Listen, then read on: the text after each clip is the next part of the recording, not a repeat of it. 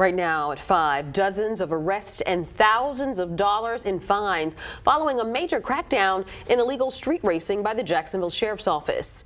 I'm Tanika Hughes. And I'm John Bachman. This is an issue that Action News Jax has been covering now extensively for months.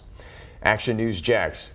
Megan Moriarty is live on the north side off of Lem Turner Road. Megan, JSO says 36 people, including 2 minors, have been arrested over the past few months.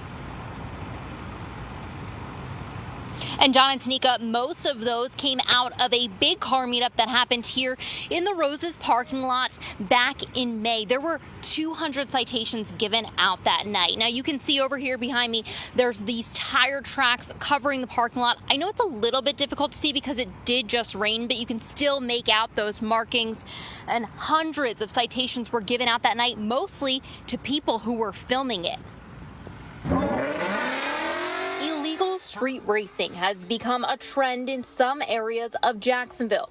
On the south side on Beach Boulevard, on the north side on Lem Turner, and even right outside the Jacksonville Sheriff's Office. Action News Jax has been following this problem since November of 2021. Used intelligence-based information to locate the car groups. Today, the Jacksonville Sheriff's Office announced a total of 36 arrests have been made to date tied to illegal street racing. That includes spectators and passengers. The 2 mugshots that are not shown are minors.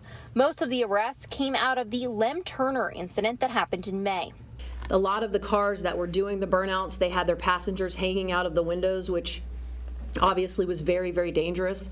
So at that point, I made the decision to call in all the officers, and we conducted basically a surround of the actual parking lot. In total, there's been 631 citations, nearly $93,000 in traffic fines, 7 guns taken, and 13 cars impounded in response. Assistant Chief Jamie Eason says a lot of the tickets came from spectatorship.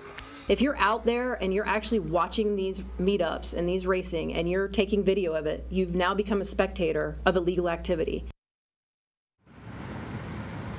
Assistant Chief Eason says this hasn't entirely stopped the behavior. In fact, the weekend right after that big bust, there were 5 more arrests and 25 tickets handed out. But she says that big bust did deter a lot of those larger group meetups. I mean, some of those meetups had hundreds of people, so it has deterred that.